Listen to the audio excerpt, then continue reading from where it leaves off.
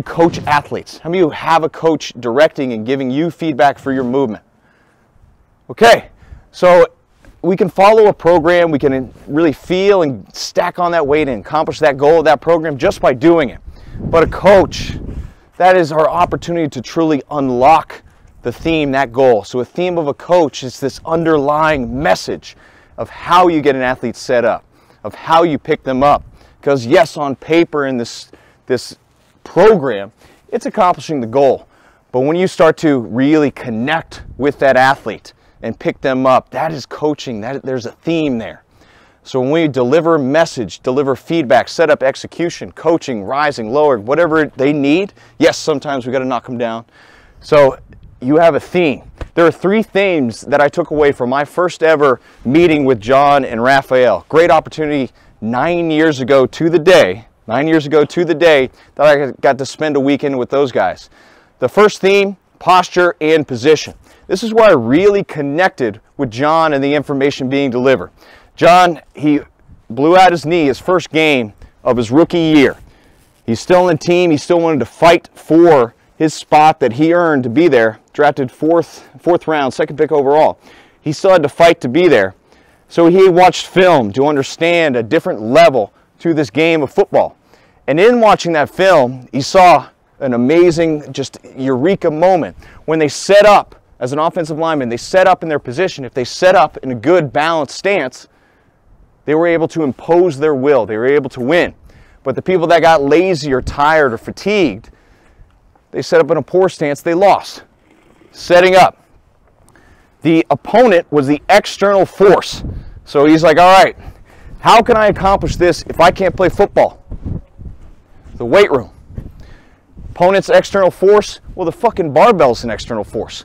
So he was going to load up, he was going to use speed of movement, he was going to use external resistance to challenge the posture and the position, the setup and the execution, because that's all he had. So when we look at training as challenging our setup, our execution, our posture and position. So I'm going to put you in the universal athletic position. So I don't care if we're coaching volleyball, basketball, football, we're going to use that position to really understand what it's like to battle, to fight, and to lose position. Because the weight room, training, this is a controlled environment. And if I can make you fail there, then we can just get one step better, and I know that they won't fail in that stress when it comes game day. So Carl, where you at? Carl's going to start in our universal athletic position. So we're going to start and introduce this from the ground up. So notice his feet. Those bright green things, you can't miss him there. He's going to go toes forward in this, and then eye up. His knees are going to be over his arches, his insteps. So arches, insteps, he's got a nice balanced feel here. So this is how we're going to squat. You're going to go with John next, guys. You're going to squat in this position. We're going to use the barbell as the external resistance to challenge the athletic position. Introducing it here, knees over the arches, the instep. Carl's got a balance. Notice, rotate 90 degrees for me, Carl. Notice, give me a real upright chest. This, he may be ready to do something possibly athletic, I don't know, but it's not going to be the best movement through space that I know he's capable of. I'm asking him to now push his knees back into his hamstrings, his glutes. Who recalls earlier today when John talked about a wide receiver named David Boston, right? All beautiful show muscles. He's the first guy off the plane, but probably can't trust him to fight. We're going to be focusing on go muscles. This is the second theme.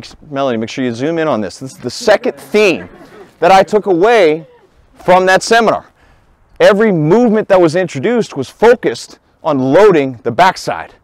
So not just getting from point A to point B, hitting a standard of movement. No, it's focused on developing the backside and then using that to move through space. So the second theme and how we introduce and teach movement is going to be posterior chain dominance. All about the go muscles versus the show muscles. All right, and then final theme that we're going to use is called proficiency. So his ability to seamless and effortlessly move through space, athleticism. Okay, so I don't want stiffness, I don't want tension if it does not need to be there. Carl's nice and relaxed and ready. So what I need you to do with your partner, I need you to mimic this position. I need a toes forward, knees over your arches, your insteps. I don't want too wide where that knee is over concrete.